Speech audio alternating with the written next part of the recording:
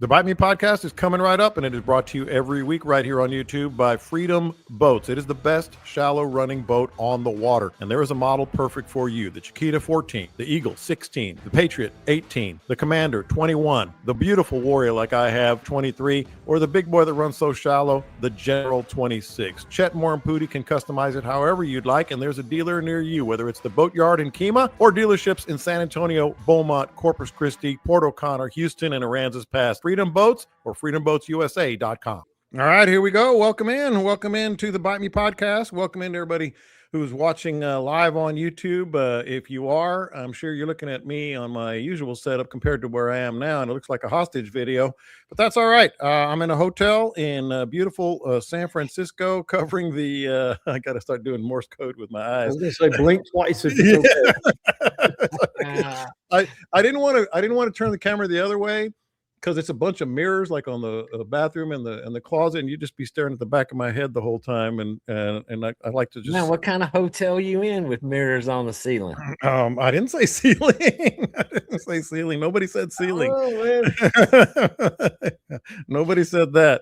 Oh yeah. By the way, this is the Bite Me podcast. That voice you heard was Captain Dean Thomas. The other voice you heard was Captain Scott Null. Captain Caleb McCumber. Well, he's got issues. He's got stuff going on today. I don't know what the issues are. I don't know if it's good, bad, indifferent, whatever, but he's not going to be able to make it today. But do want to remind you to subscribe to the podcast. And I want to get something else here in a second. But anywhere you get your podcasts, iTunes, Spotify, Podbean, Google Podcast. But we recommend Podbean because that's where you can subscribe and get alerts and be able to listen to every podcast we've ever done for 7+ years now. I sent you guys a picture of our original podcast. It was actually named something else. Maybe we'll have a prize if somebody can remember what the name was previously. And a Facebook group page as well. So a lot of people who have regularly listened to the podcast know that we are now doing mornings from new content, which we got a really special show coming up here week after next, which is going to be really cool for literally anyone who can listen to us anywhere in the country. So stay tuned to that. I'll get you more details next week. But we're now doing Thursday, Friday, Saturday, Sunday. I want to answer a couple of questions on that I've gotten, and then we'll get rolling here. So we're on 4 a.m. to 6 a.m. Thursday and Friday, 5 a.m. to 7 a.m. Saturday and Sunday. The response has been terrific. I got an email just to this morning that I was reading, and it just loves it and wants to know. And he asked this question, which somebody else asked. That's why I wanted to bring it up. When are we going to be able to go back and listen to all the shows on Sports Radio 610 Odyssey? My answer to that is very soon, but I'm not exactly sure. They have to, when you're working with big corporations and stuff, they have to go through all the legal stuff to make sure they can post everything, and there's no copyrights and all that. You know that crap, Scott. I know you know it better than anybody. I shouldn't say crap because this may well air on those airwaves. We need a beatmeister. Yeah, they have to go through all the red tape and everything else, but that's neither here nor there. So let's get started, man. I usually start, and we'll get there, but I usually start with like what you guys have been doing this week. But I want to start with this. This has been one of the craziest, wildest weeks out there. So let's hit on some of the things that have been happening this week. Scott sent a picture of some dead fish in a canal, I believe in South Padre Island. We'll get to that. I got a story sent to me. Some dude caught the exact same fish 3 times, 3 different years. And he knows it because that fish it was a bass. It was a freshwater fish. And that fish had some sort of monitor or tag or something, which I want to ask the guys if they've ever done anything close to that. Someone was kicked out of the boat show for licking another person's ear, and that someone not involved was Caleb, which that's the biggest surprise of all, that Caleb was not involved in any ear licking. And Dean may or may not be a little loopy today because he went to the dentist and went under a certain amount of anesthesia. So that's the setup for the show. Who knows what's going to happen? Glad you guys are joining us. Let's get rolling. Scott, let's start with the rather serious stuff. Was that an old picture, new picture, South Padre Island? What was it? That was a new picture. Somebody on the news or something had it. I was expecting that. I mean, the water temperature got cold enough, and everybody said, "Oh, we didn't have any fish killed." They went to the bottom. Yeah. And, it's warmed up now, and with warming temperatures, so that's when some fish are going to float. Yeah, we're going to have some spotty fish kills here and there. just depends on how the setup was, in that particular area. And good news for us. Like a canal, a bunch of fish probably went in that canal, and then it got too cold, the water got too low, and so at the marina where mine and John both hunt, that is, if they go in there to seek shelter, and if they don't make it, that is the most likely place, just like the one that Scott saw the report there. And I have not seen a floating fish yet. And I mean, there's usually some mullet. I mean, there's just tons of mullet that come in there, speckled trout. During the big freeze, there were snook, there were tarpon, there were everything in there.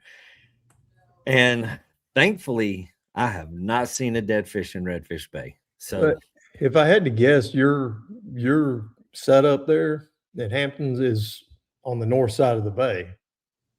So it is kind of northwest, right? Yeah, but it's blocked. It's blocked from that long fetch of cold wind. Yeah, that cold wind was circulating into the water and pushing on the south side, and so I would expect that canal that's in those pictures, I believe, is over on Padre Island, and that would make sense that it would push across the bay. That shallow water getting roiled up with that wind and that cold water, and it just pushed right up into those canals and got cold enough in the canals to kill them. Yeah, I mean, that surface water that's getting blown by the wind is much colder than any other. But yeah, your orientation to the wind during that setup is probably what will make or break them. So I guess what we're talking about here, Scott, is kind of expected, sort of the but not a horrible fish kill, sort of the price of doing business down here, huh? Yeah, I mean, that's totally what I expected. I haven't heard anything from Pringle, but I would guess that there's some dead fish over in Pringle, Conti, some of those lakes on the shoreline over there.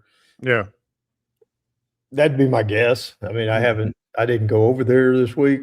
I stayed more in the middle of the bay, and I didn't see anything. I saw one dead mullet, but I don't know.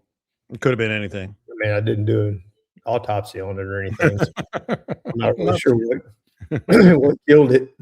But that was it. I mean, all the other fish looked fine. We saw some trout up shallow and plenty of redfish. Water temps, I looked at them today. I know I'm at the Super Bowl and I should be focusing on other things, but you know me.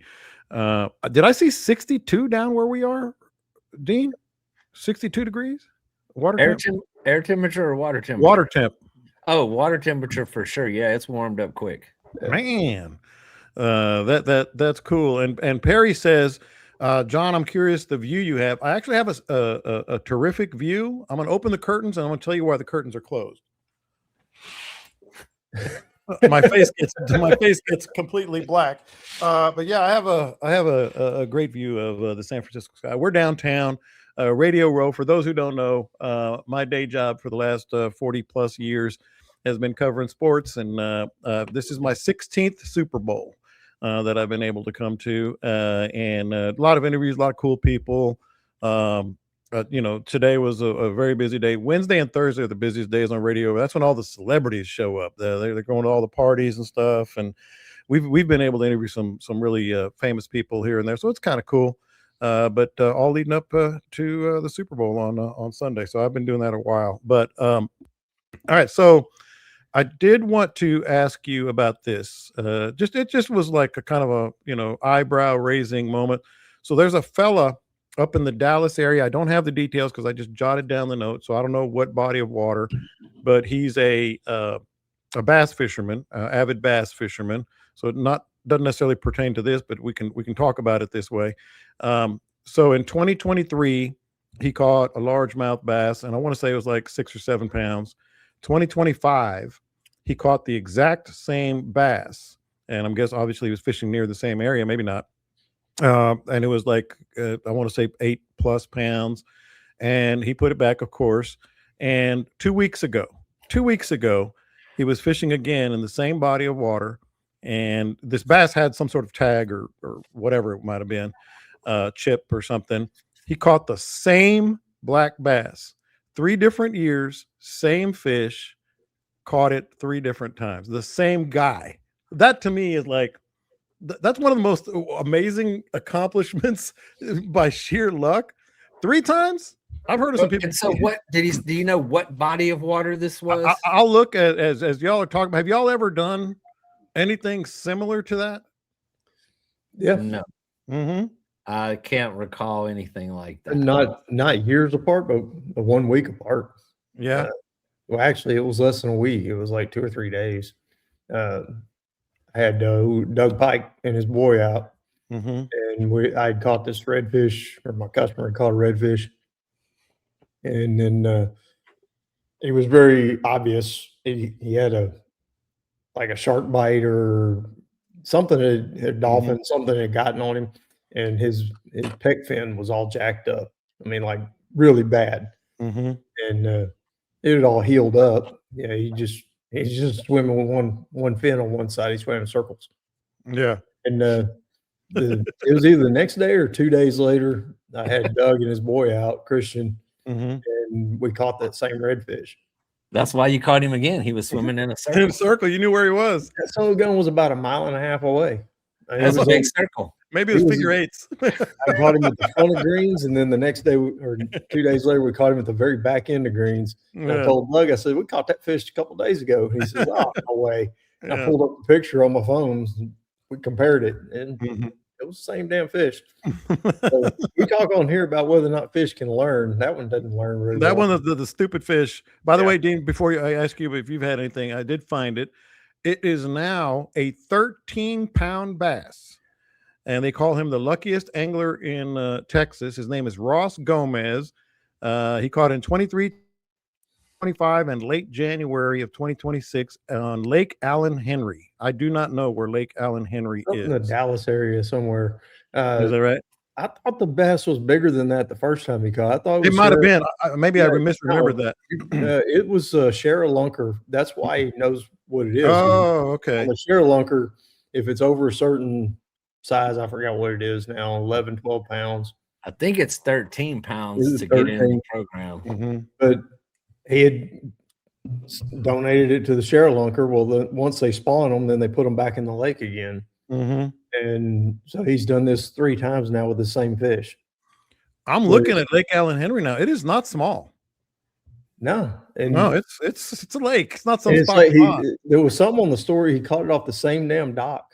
Yeah, so Ben Byer here in the comments has been helping us along, and he actually said that same boat dock, each 3 times. Mm-hmm. And of course, so bass are known to be very home bodies. I mean, they will, and this proves that theory very well. Point made. The science is there. Mm-hmm. But that fish came there to spawn. I mean, if it is at February, here it is. Bass are spawning this time of year. Mm-hmm. And coming back to the same spot. But yeah, pretty amazing, no matter what the explanation is of how that worked, to actually prove that you caught the same fish 3 times. Have you have any story like that? Because I do want to ask you guys something about this. Gene? No? None that I can remember of duplicates of fish like that. I mean, no. Well, here's what I was going to ask you guys, because we may have caught, all 3 of us may have caught the same trout more than once and not known it, because they tend to, you don't really have that really distinctive, except for they all look alike. Yeah, they all look alike, which maybe we should be, canceled because we said that. But anyway, here's why I think it's possible. Big trout. And I was listening to something that we were talking about the other day. Caleb brought it up. Big trout tend to be caught oftentimes in the same big trout area. So you know what I'm saying? Like maybe we caught a 5-pound trout, and they're not schoolies anymore. So big trout tend to go back to whether it's spawning or whatever. I'm glad you brought that up, Dean. That maybe we have and didn't even know it. Well, that's a possibility. But they, I mean, speckled trout next to each other. I mean, that's unless they have it, like Scott said, man, had a bite out of them. So you probably caught the same redfish twice. Maybe caught the same redfish 10 times. If they stay on a flat, live on a flat, you're on them every day, and That just made me think. Those Louisiana redfish, I know we catch them multiple times. They're not real bright. But when I was going over there guiding on those big ones, we actually turned one loose one day. I mean, just caught it, got pictures of it. One of those big oversized bulls that are up shallow in the marsh over there in the winter. Turned it loose, watched it swim away, and just was cruising. So my guy says, I wonder if he'd eat again. And he threw at it, it ate again. I mean, same fly. Why didn't you bring this up when we were talking about last week? I guess it was about the baits, and they get was it lure shy and all that? Yeah. That guy was dummy. Yeah, I mean this fish did not care. He's like, oh, I tried it once. Yeah, that sucked. I wonder if it'll suck this time. Yeah, no, it really wasn't better. Yeah, we're gonna get into what you guys were doing and certainly what's going on this week. But should I even be bringing up this whole someone licked someone else in the ear at the boat show thing? I mean, it's out there. It's been posted. She posted it. It's yes. It's public. All over the place. I don't think we're breaking news on this one, but I mean, hilarious, entertaining, crazy. I mean, I've heard the comments that rolled through the post were all, I mean, that's high quality entertainment to hear so many opinions. But I mean, where do you even start with that? Well, okay, I'll start. Why that? Like, you know what? I'm flirting with this guy, whatever the story is. Nobody really knows for sure, I'm sure. But, I'm going to make my move. I think I'm going to lick his ear. Like, that's the move? That's the move you make? I'm going to lick someone's ear? And so as I read along with the story, I thought, so the Eskimos, they rub noses like they're little Eskimo kisses. And she was from Eskimo, and I thought that licking the ear was maybe just the next step. Only Dean. I mean, she's from Alaska. You never know what they're doing up there. I mean, maybe it's like a standard thing in Alaska. It was misinterpreted. That's right. It was Alaska Adventures or something like that. Yeah. Or, the young lady was trying to make a sell. She traveled a long way to sell her metal art. And long way from home, man. What happens at the boat show stays at the boat show. Sometimes you got to do what you do to make a sell, man. But I mean, alcohol had to have been involved. I know your spidey sense probably flared up a little bit there, Scott. Well, yeah, I mean, it's a boat show, and they have those little coolers behind the curtain. Yeah. Yeah. Everybody has a little cooler, but they need some water. They need some water. Fishing show, all of them. Yeah. But then that's a lot of days you got to get through. Yeah. And then whoever the dude was wants to go and get the chick, like, I don't know, he filed charges or sexual assault, which is, I mean, come on, man. Just wipe your ear off and go on with your life. It's not that big of a deal.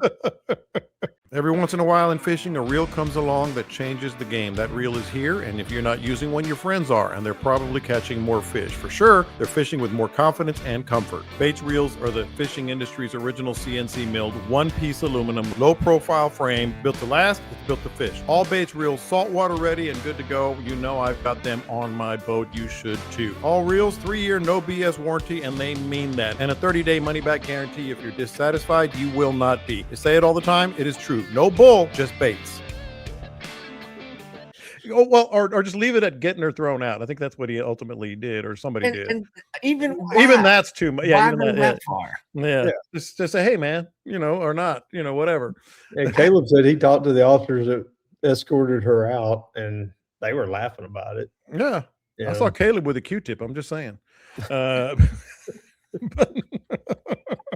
I mean, it's circumstantial.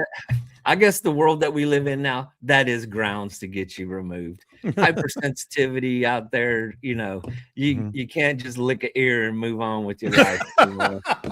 Back in the old days, you could lick an ear and just move on with your life. You can lick more than that. What's happening to the people these days? The kids these days. You can't even lick an ear anymore. You can get all offended and you got to leave the house. I had a hunch this would be fun. That's why I wanted to bring it. But yeah, that's what I mean. I mean, there was like so many different angles of like trying to figure this out, you know, I just wished I would have been there, see it. Yeah. Witness it. In all seriousness. Experience it. Experience it. Wipe my ear. Yeah, I was going to get in line. In all seriousness, though, I did feel pretty bad for her ultimately because somebody made her make that apology, and she was probably just under the influence a little bit, got a little frisky, and licked somebody's ear. All right, well, man, and if you're hanging, so yes, if you spend enough time at those shows, oh man, wait till the doors close, in the evening. Yeah. Oh man, it was a whole lot of hey, that sounds like something we can talk about in the future because the fishing show's coming up. Oh yeah, well, don't leave early if you want your ear licked. I'm just wondering if she's going to be at the fishing show. I have a hunch this is going to have to be like the bet. I tell you what, if she's at the fishing show, that is going to be the most popular booth at the show. I even put it on one of the posts that was going on with it, and different people were saying, why would she even come on and do this? Why would she apologize? I was like, it was the best business move she ever made. Oh, hell yes. Hell yes. John says it all the time. Just get my name right. Just spell the name right. Just spell the name right. I don't care about the pub. I can guarantee you she's gotten more business in the past week than she's had in the last few months. Yeah. Everybody's if she's at the fishing show, I'm going to buy a fish from her. I'm going fishing in Alaska. And then I can tell everybody the story about this fish. And maybe I'll get my ear licked. Dean's going to be going, I'm sorry, what'd you say? What'd you say? Have his hand cupped behind his ear. I'm sorry. How much does that cost for that tarpon? How much is it? Yeah, this one, if she does show up at the fishing show, God help her. She's gonna get so much. If she has a good attitude, because we'll all be there. By the way, we should mention I believe February 20th, the Friday at noon, the Bite Me crew is going to be up there taking your questions about all kinds of stuff, I'm sure, and talking about fishing. So put that in your calendar. We'll be there Friday at noon. I can tell you what we're not going to be doing. Licking ears. We've seen where that ends. It doesn't end well. Although I guess privately we could make that whoever finishes last in the casting contest this year has to lick Scott's ear, or Scott has to lick Dean's ears. No, ain't gonna happen. Gonna happen. Nope, that's unsanitary. But those folks in Alaska are tough, man. It's a rough place to survive, and lonely up there. Lonely, exactly.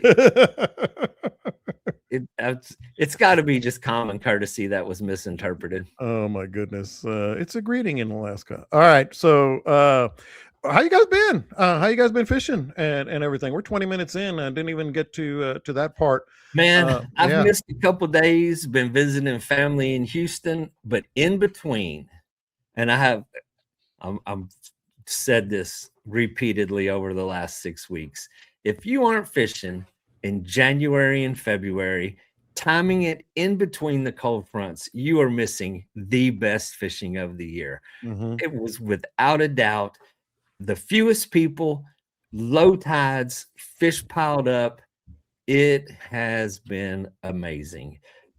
This weekend coming up, we got a great scenario again. Light winds, water temperatures coming up. Don't expect the tides to come up anytime soon. And it has had redfish. Speckled trout for me has not been as good as it's been in previous winters, but the reds have been way making up for that. That little lapse. But so it's amazing. What a cool thing about this time of year is you hit a spot, you fish, you check it out, you go to your next spot. Nobody's been there. Go to your third spot. Nobody's been there. Fourth spot. Nobody. You can fish all day long, hopping around the bay, and everyone is fresh when you get there. Nothing's been disturbed. There's just no people on the water. So, and it's, post-holiday season. Yep. And for whatever reason, it's just not on people's minds to be out there. You get a slight boat traffic with the local folks that are here when the weather's just absolutely beautiful. It's just too nice to stay at home. But other than that, it is crazy, the opportunity for what you can see and what you can do at this time of year. Well, and Scott, that's the first topic I sent you guys yesterday. I said something about Happy February, and you brought this up earlier, and that's why I put it in there. Dean just mentioned the weather windows in the dead of winter. I mean that's the key thing. I mean, us weekday challenged might have a harder time, but if you can find that window, it's happening. And then the other thing I want you to talk about is Dean also mentioned low tides. From what I'm seeing from sitting here in San Francisco, they are super low, super duper low. Yeah, I was out a couple times this week. It's as low as I can recall seeing it. I mean, there's stuff dry right now that I can't recall ever seeing dry. Yeah. And they're extreme lows. We had the cold fronts hitting right at the right moment, and we already have low tides this time of year. Yeah, that's just normal because of the position of the moon. Then we had a full moon on top of it, along with a northwest wind. So I mean, it can't help but go super low. Yeah. That was out there one day. It was almost a -2 foot. And I've never seen that down there. Yeah, it was like 1.89 or something like that at the bottom of it. Yeah. That's a low. I mean, that's like a lot of ramps you can't hardly use because it's just not workable. But fishing center, I got to see things at the bottom of the ramp that I always wondered about. I was over there. I was like, man, every time the water's a little bit low, my trailer gets all crooked in this one spot, and I can't figure out exactly where that hole is. Well, you can now. Now you know. Yeah, you can see it. Yeah. What is it? Big old pothole. Yeah. And John, that little scuttled shrimp boat with what the engine block is left. Yeah. And it's crazy because I call it an engine block because I remember when it was actually a shrimp boat carcass and the drawworks and stuff were still there. It just looks like a hump of rock now. I mean, there's nothing you can tell there, but you have no concern with hitting that now because there's 30 feet of dirt before you get to it. I have never, so that little cut where that thing good. Don't drop. Even the cut, the pass between where we went through, islands was absolutely dry. I mean, Caleb might still hit it. Yeah, if you just got to apply yourself. If you get going fast enough, he gets one of them super duper props he likes. Yeah, tell him. Yeah, and so, but flats like South Bay, Brown and Root, East Flats, and Super Flats over on St. Joe, they're not only dry, they're like a foot above the water. Man. It is so weird to pull up to those flats and look up to land that you run across most of the year. Yeah. So kind of narrows down the opportunities here. And that is why those fish are piled along those drop-offs. I mean, they have nowhere else to be. I mean, if you eliminate 50% of the real estate that they have available to them, I'm not stupid, but I'm not dumb either. You go where the water is, more than likely you're gonna find a fish. Yeah. Of all those flats, the ones you just mentioned, Ransom and all that, I'm sitting here when you said that, it probably is close to 50%, right? So you take what? Yeah, pretty close. In Redfish Bay, it may even be more because Redfish Bay is so shallow, but that is all of Estes Flats. You know, if you drew a triangle from Rockport to Port Aransas to Ingleside, that entire triangle is considered Redfish Bay. All of it is very shallow flats, except for the channels that run through there. And then the edge of Corpus Christi Bay, which is, that's where there's always going to be water. But you take, I mean, the flats that we normally fish on are what, 18 inches on a high tide. Mhm. You know, when you got 18 to 24 inches, man, you got a lot of water on those flats. And you take, that is going to be like 1.9, 1.7 even on the tide scale. And you go to a negative 1.9. Let's see, how Scott, do the math for me. How much does that add up to? Damn near 4. It's at you know, Plant corn up there. Let's put it that way. If you want to make it, just call it 3 feet. You take 3 feet of water out of that bay, and what are you left with? Yeah, a lot of dirt. So you're targeting what, Scott? I mean, obviously the drop-offs are deeper holes. We've just been talking about that, but specifically channels, like the main channels, or? Well, there's a whole lot of shallow water, you know, what most people would consider shallow water that we don't typically fish, you know, because it's 3 or 4 feet deep and I can't see the fish on the bottom in that. So I don't hold those areas. I found a whole new set of grass beds the other day. I mean, I've driven over them 1,000 times, never even knew there was grass there. Damn. And with the water that low, there was some beautiful grass beds down there. Kind of threw me off. I was a little surprised by that. Checking your GPS. Am I where I need to be? Yeah. I mean, I was bumping bottom in places I have never bumped bottom. Yeah. That I always kind of thought were a lot deeper than they actually were. I had DJ out. I've talked about him quite a few times. He's always on on my Facebook stuff. Yeah, I got those pictures. And he came down from New York to spend February down here because it's just nasty up there. He hates February up there. Yeah. And told him, I said, damn it, you left the door open. Because he arrived at the same time that bad front arrived. Right when he got here. And of course, he was making fun of all of us for, you know, everybody freaking out. About the ice and everything. He's like, this is like springtime for us. Ain't a big deal. He took his shirt off. But yeah, I got him out there, one of the windows, and we poled around in areas that are normally 3 or 4 feet deep that were maybe a foot, and found all the redfish we needed. I mean, they were scattered all over the place. I was pulling up a deal a minute ago. Is you know, I'm sure you get it, Dean gets it. We get all these questions all the time on our Facebook messengers and texts and everything. A guy was coming down. He's like, man, I heard how low the tides are. Can you give me any tips on where we might go? Because it was going to be windy that day. And I told him, man, just find you something protected that's got some deep water next to what would normally be a flat. Yeah. You can tell because it's dry now. And he did just that. And he sent me a message the next day. He said, thanks for the tips. Ended up in their channel. I won't even name the channel for him.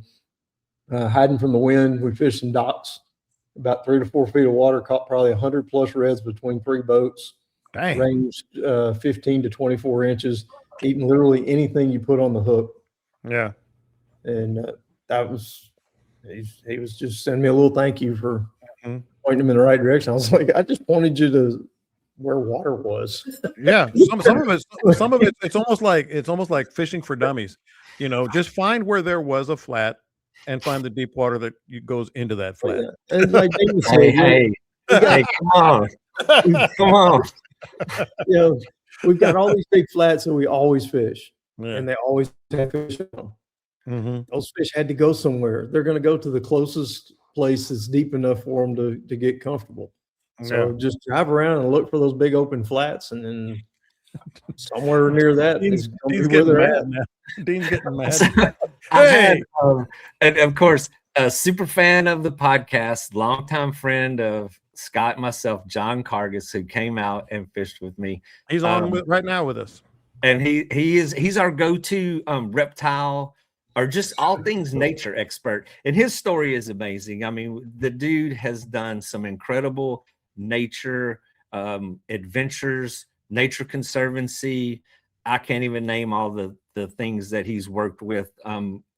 A biologist leading bird tours, animal tours all across the country.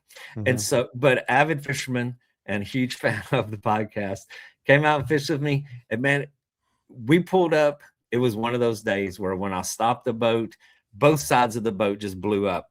Schools of reds all over us. Man. And, you know, he was he was impressed. He was like having a good old time. And then John wants to call it fishing for dummies. That's where you were going with that. John Gargis is my guy. Whenever I'm doing the photo contests, I take pictures of stuff. I have no idea what they are. Yeah, sometimes it's like, it's pretty sure I know kind of what that is. You know, birds, reptiles, you name it, snakes, bugs, plants, whatever the hell it is, and I'll take it and I'll send it to John and go, what the hell is this? And within a minute, 2 minutes, I'm getting an answer back with the Latin name on it and all kind of good stuff. Yeah, he's like the Wikipedia of animals out there. But one other thing to have on call, I'll tell you that. But just to back up to what Scott was saying a minute ago about finding those grass beds, that is where, you know, you would expect to be. Like during the rest of the year, when we talk about fishing the flats and the edges of the flats, whenever I say the edges are like 4 to 6 feet deep, well, you take 3 feet off of that and they become 2 to 3 feet deep. And plus, when the water temperature is really cold, our water has been crystal clear. So that is another thing. Even in that deeper water, you find isolated grass beds that are off of those drop-offs, where a lot of those places, as you go down those edges, it's just barren sand. I mean, there's hundreds of yards that are barren, empty sand.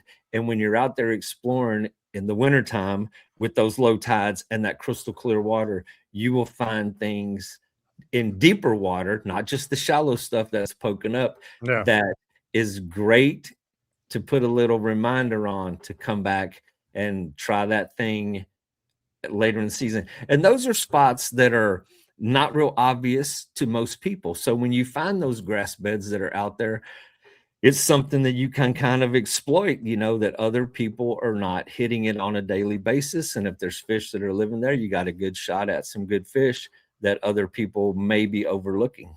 Yeah, and Scott, not just the grass beds, any structure. I mean, obviously you want to catch fish, but keep your eyes peeled, man, because some of those cuts, you might see where there's some sort of something, you know, that could be holding fish come March or April, you know?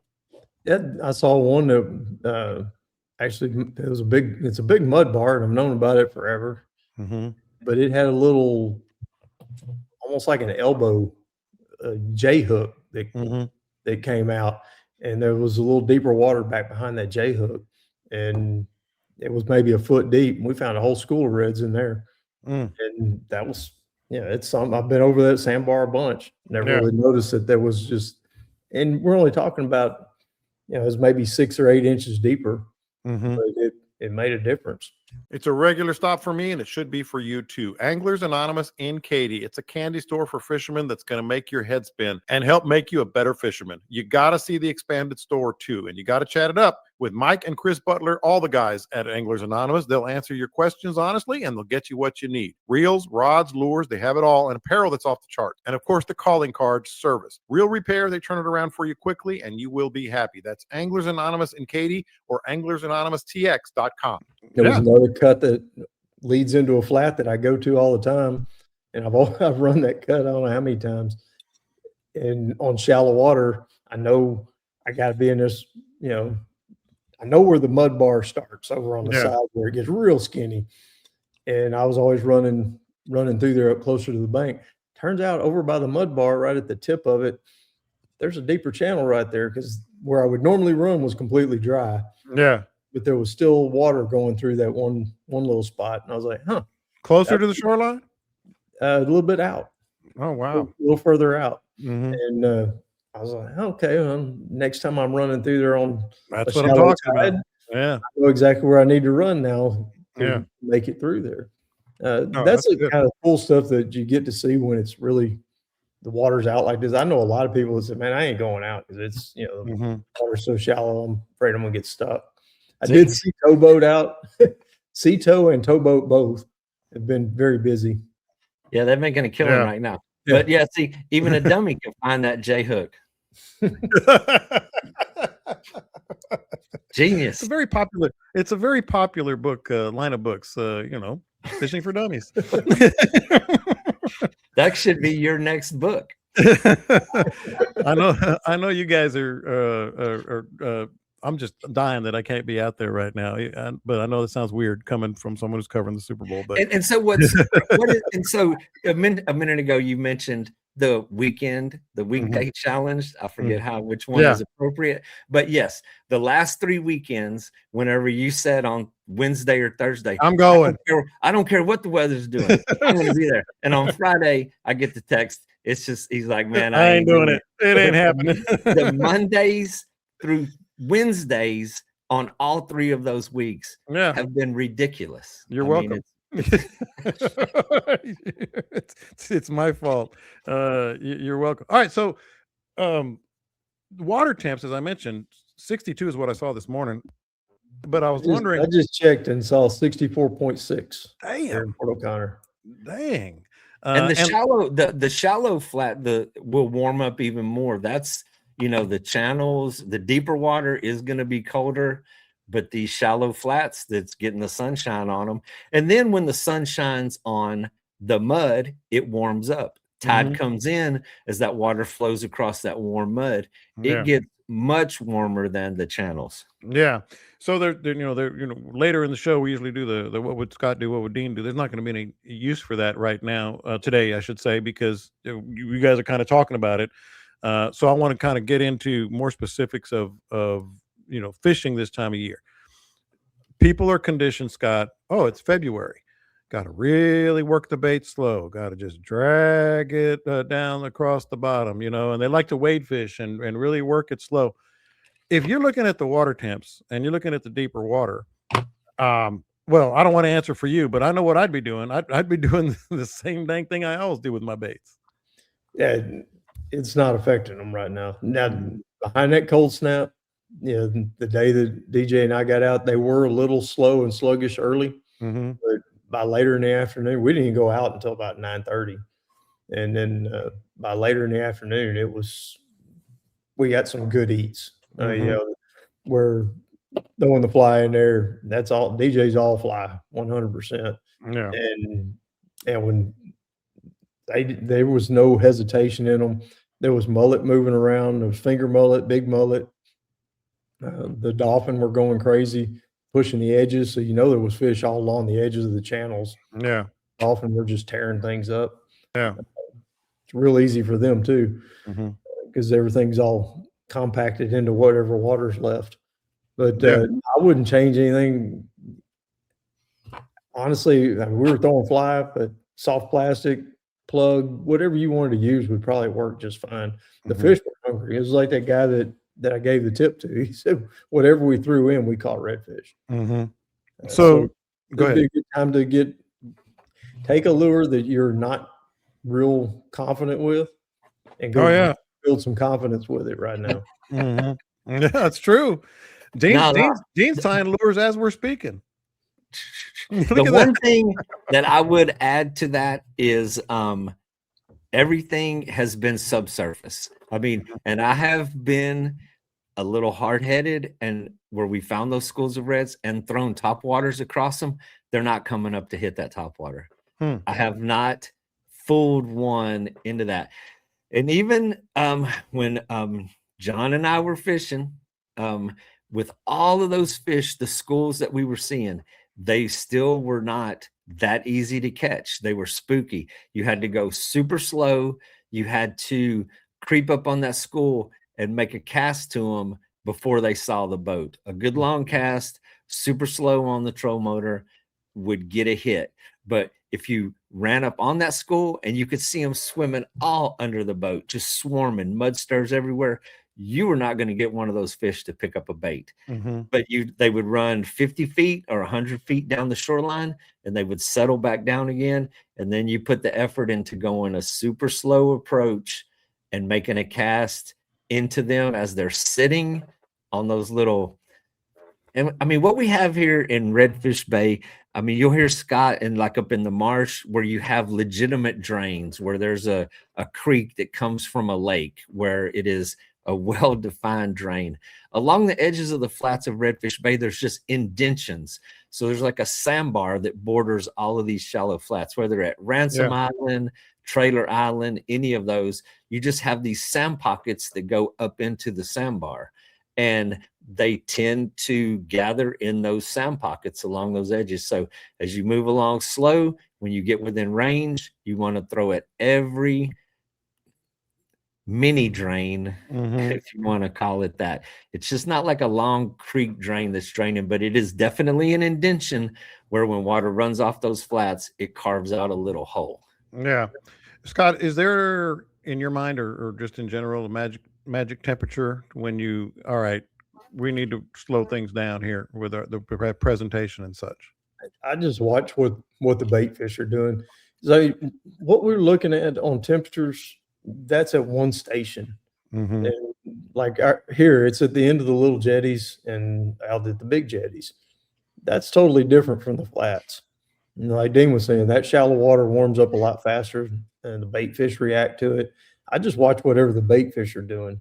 If they're not showing at all this time of year, then I'm going to slow it down.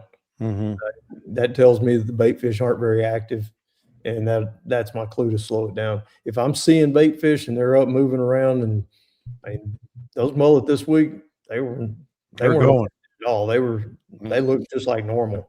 And when we did catch the reds that we did catch, every one of them busted out. I mean, took off, peeling drag. Yeah. One of them, the biggest one that we got, he got, I don't know if he got into the backing or not, but it was pretty damn close. And that's, you know, and he hooked it right next to the boat. That's 110 feet of fly line.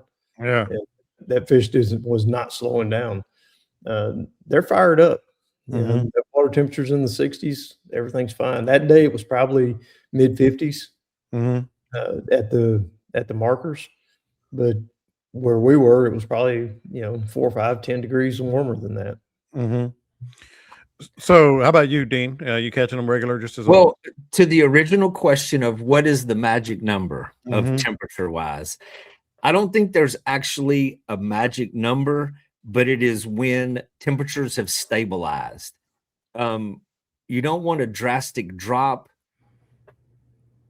I mean, when it's drastically dropping, you're not going to be out there anyway, because the wind's going to be blowing 30 miles an hour, and it's going to be tough. And then the very first day behind that, when that water temperature does drop, those fish are going to be hard to catch. But you give it 2 or 3, and if you make it to the 4th day of consistent temperature, even when it was in the low 50s, I mean, I never really saw it lower than 52 or 53 degrees. So once it stays at that temperature for 3 or 4 days, those fish are good. And the fish that we were hooking, even though it was 52, 55 degree water temperature, they were feisty. They were strong. Just like Scott said, I mean, they would peel some drag just because they've become acclimated to that temperature. It's time to eat again, and they're full of energy at that point. So I don't think there's, like you say, that this temperature is when it happens. It is the timing behind the temperature changes. And trout too, Scott? I don't see why it would be any different for trout. I don't fish for them that much anymore, but back in the day, it took a serious cold front. I mean, low temperatures, low 50s, high 40s, for me to really slow it down and do that. Gotta twitch it and then take a drink and take another twitch. All that stuff. That's not my cup of tea anyway, and I've done it, but I don't like it. But trout are, once they get acclimated to that colder temperature, they're going to fire off just like the redfish, just like everything else. If the bait, like I said, bait fish is my key. If the bait fish are moving around and they're happy, then I don't see why the redfish and the trout wouldn't be happy too. The whole time you were talking, Dean, I was thinking trout, because you know how I am. So I love big trout, and they got to be there, man.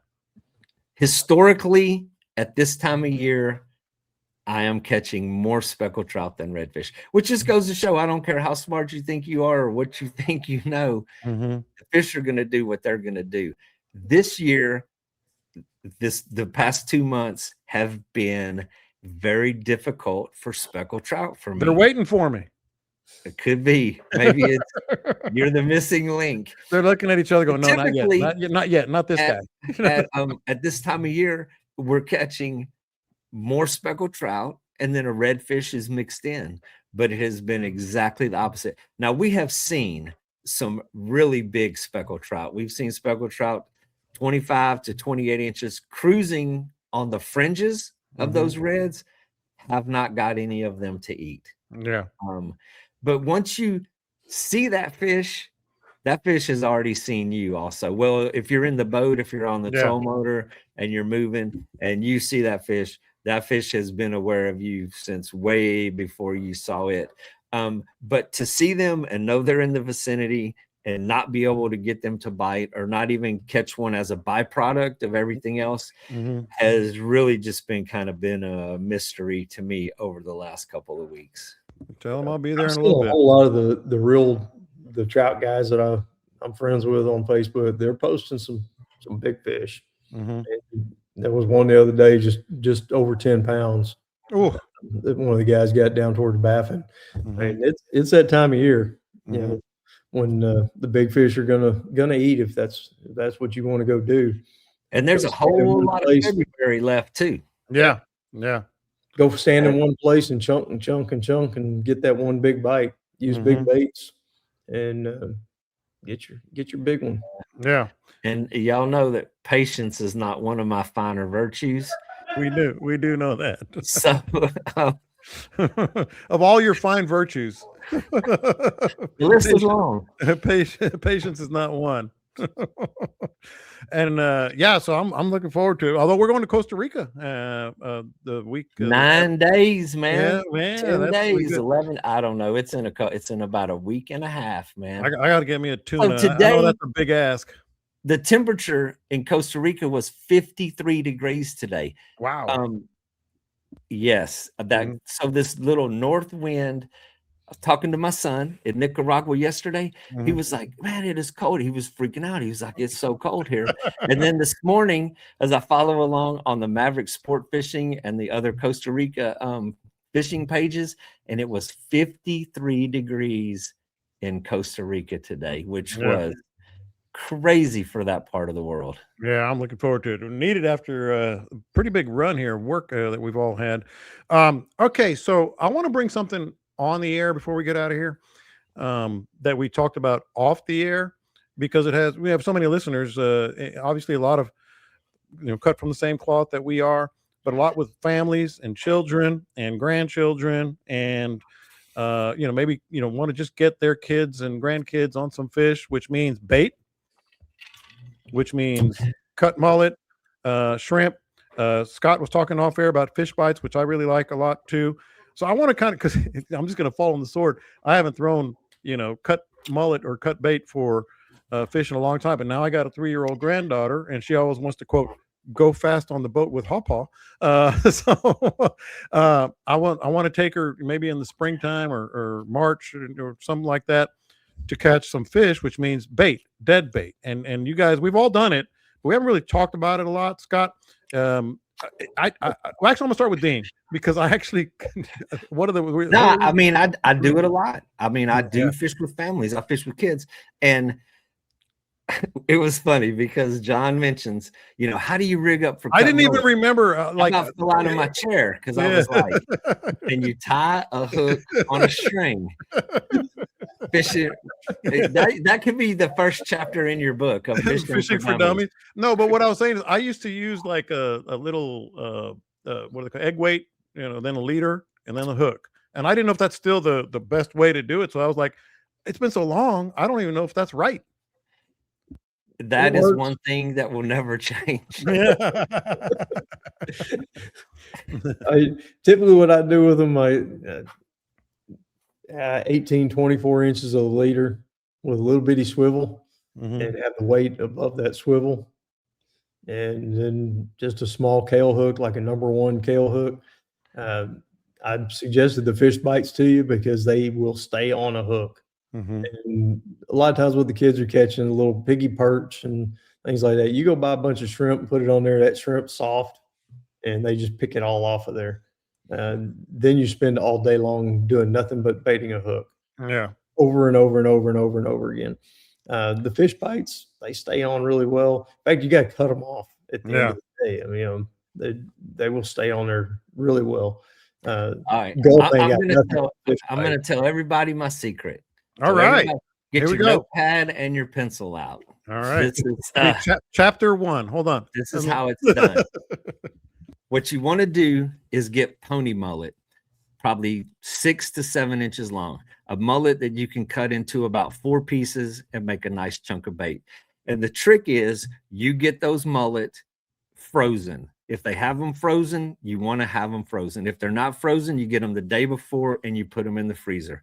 So when you pull them out of the cooler, when you cut them, they are frozen. They're easier to cut. They stay in chunks. They don't get mushy.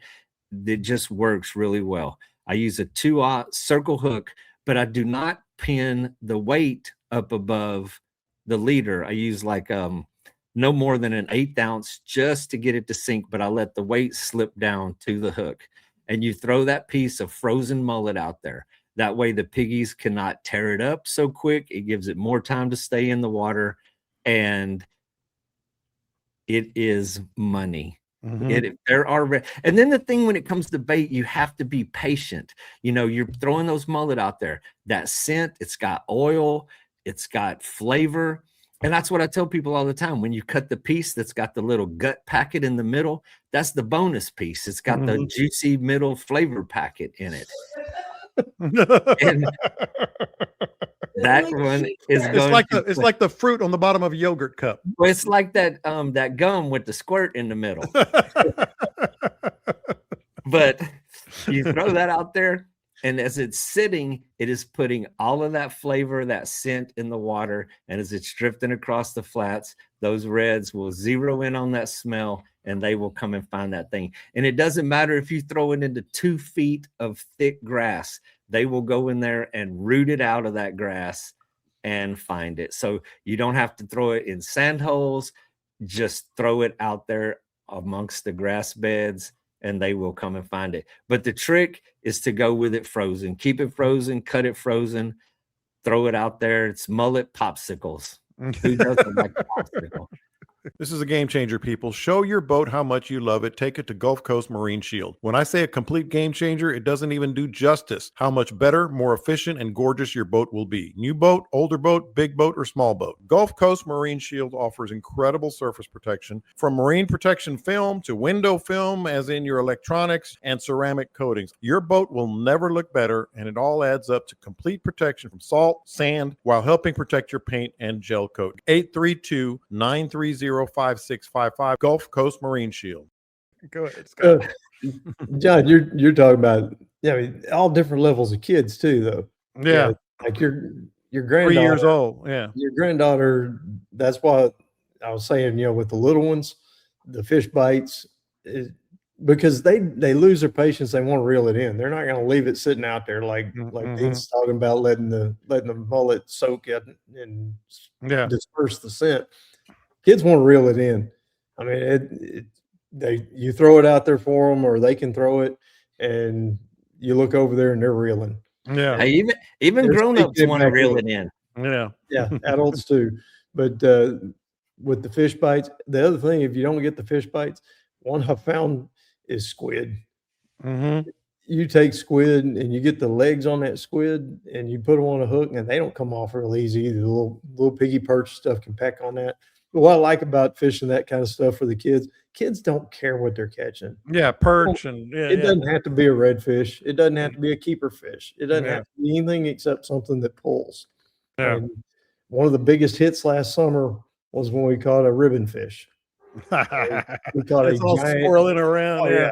I mean, 2.5, 3 foot long ribbon fish, big one, and get to show them the teeth. And that's the other thing. Know your fish, know your biology of the fish, and take your time and show it to the kids. Show them the teeth, show them the crushers on redfish. they get all into all that stuff. Mhm. And, a lot of times as adults, it's like, oh yeah, well, we call it a piggy perch, and you just grab it, you unhook it, you chunk it back in. Mhm. Kids want to look at it. They want to, touch it. Yeah. See, You let them put their finger in there when you show them crushers on the redfish. You don't have to worry about that too much. Let me show you how this trick works. It's the last fishing trip she'll go on. Yeah. Well, wait a minute. So there's one thing that we've got to bring up that goes on this subject, which I mentioned to you guys last week, which I know it is wildly successful, is a gulp. And I have never, hand to God, caught a fish on a gulp in my entire life. And you were a tournament red fisherman. On rare occasions, I tried them, but I still to this day have never caught one. But that's another one. If you hang, I don't know. How can I speak on the authority if I've never caught one? But I'm going to speak on the authority of what I've seen other people do. And a popping cork with a gulp obviously catches fish. Mm-hmm. And a popping cork, that's another one for kids on the boat. Whenever they can sit there and pop it, they're doing something. And that too is also entertaining for the youngins. And one of the things that keep in mind, it's a general rule of thumb, different, every kid's different. But basically about 15, 20 minutes per year is about what you're going to get out of them.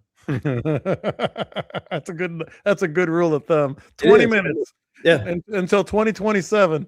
Well, I mean, I know Dean's, math challenge and all, but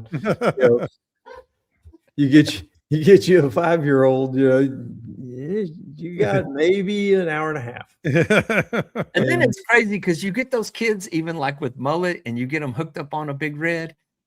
The dad is way more excited than the child. Oh, yeah. Yeah. Yeah. In my case, grandpa will be, because she's asking. And that's a cool thing.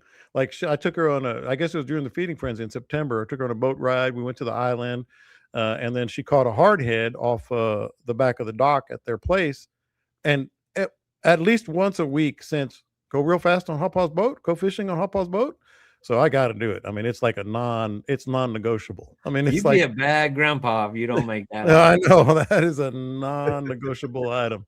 So, all right. So I mentioned we really don't have to do too much with what would Scott do, what would Dean do here this week. But I do want to talk about I know people are wondering about the weather, Friday, Saturday, Sunday. Winds are going to be a little squirrely in terms of direction, but what are you seeing, Scott? It looks good. For, let's see, Thursday, Friday, Saturday looks great. Yeah, Saturday does look good. Miles an hour, sunshine, temperatures in the 60s, the low of 60, high of 64. That all looks really good. Sunday's really good too. This is the first time there's been a weekend where you could actually fish. Yeah, and I'm gonna be flying back, of course. But there's some big game going on or something. I'm not really sure what that's about. But yeah, I mean, get out there and hit it, because the tides are still going to be low. The fish are going to be hanging out. We don't have any real cold. There's a little front coming the next day or two. Change wind directions, but it's not going to drop water temperatures. So we're still going to have temperatures in the 60s on the water. And I would guess that the water levels aren't going to come back a great deal between time of year and then the little bit of a front we're getting. So find those spots adjacent to what would normally be a flat that is a mud flat right now. The fishing for dummies spots. Yeah, fishing for dummies. And find those. I mean, when we always talk about drop-offs, right now is when you can go find your drop-offs. Yeah. You know, when we're saying, hey, during the middle of the summer, we're saying, oh yeah, the fish are up shallow early, but then they head for the drop-offs. Right now is when you can go out there and figure out where those drop-offs are. Yeah. And, bookmark them. So, Dean, we know the spots. We know the tide's out. Anything to add in terms of wind direction, what you would do? It's going to be they're a little different down south. Well, and so I know you're out in San Fran living your alternate life when you're not fishing. I know fishing is your main thing, and it really is. Sports is like your secondary gig, your backup plan. I don't know if it's a good thing to say alternate lifestyle out there. If he's Yeah, this is true. You said it, not me. Yeah. Well, putting that on we him. don't really know what you're doing in the evenings while you're out there. That's right. I noticed Licking ears. the text line gets quiet after dark over there with you. But this would be a good weekend for Grandpa to get out there and go fast. But I don't expect the conditions to change. I mean, it's windy, it's blowing today. Like it's gusting pretty good, but the weekend is going to settle down. The tide may, with the wind the way it's blowing from the south, it may creep in a little bit, but it's not going to be so drastic that it really changes what's going on. It's not going to fill up those, it's not going to flood those flats where those fish move. So February is the time to get it on. Yeah, you're telling me. All right, boys. Who you got in the Super Bowl? Seattle. I like them Seagulls. Yeah, that's right. You got to go with the Seagulls. Yeah, from what I saw from the season, I don't see how it could be anything but them. Yeah, I'm still mad that the Texans aren't there. That's a whole different. That's my alternate life. The only thing about the Texans being there is I'm afraid they would have gotten embarrassed by them. Yeah, they might have. Well, shit, they got embarrassed in the second round. Exactly. All right. So as I always say, all I care about is that my squares hit. Yes, it's that time. It's squares time. It is squares time. But I always remind people, Caleb's not here, but be sure to book him. You can reach out during on the Facebook group page. Captain Dean, you're going to have a blast. Captain Scott, you're going to have a blast. Stories are endless. Lessons are endless. We're getting texts already. They really appreciate the kid talk. The kid talk. Camille, you look like you got something here. You got something you want to promote? You want to talk about?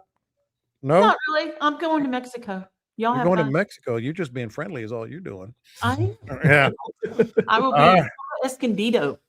Oh, wow. That's the good Mexico there. That's the good spots. All right, boys. Anything to add? You got anything coming up?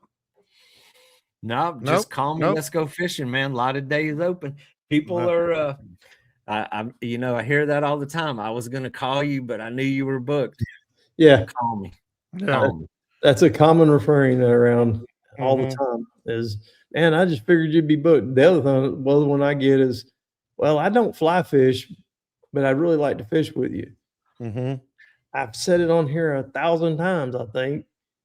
Come on, let's get some mullet. Let's go. That's right. Get your kids, grandkids. I do probably 75-80% of my fishing is conventional gear. Yeah. I mean, fly fishermen, there's just not that many of them. You can't make a man. I got mullet in the freezer right now. There we go. I got mullet frozen. Get your kids. Give Dean a call. Ready to roll. That's right. Put a jacket on that little whippersnapper and let's go bend a rod. That's right. All right, boys. Fun show as always. You guys are always the best. I'm glad everybody can join us here live. If you can't, just subscribe to the podcast. We'll post it about 6 o'clock tonight, 4 o'clock San Francisco time. And you guys have a great week. Great weekend. Catch them up. We'll talk to you next time. Go lick some ears.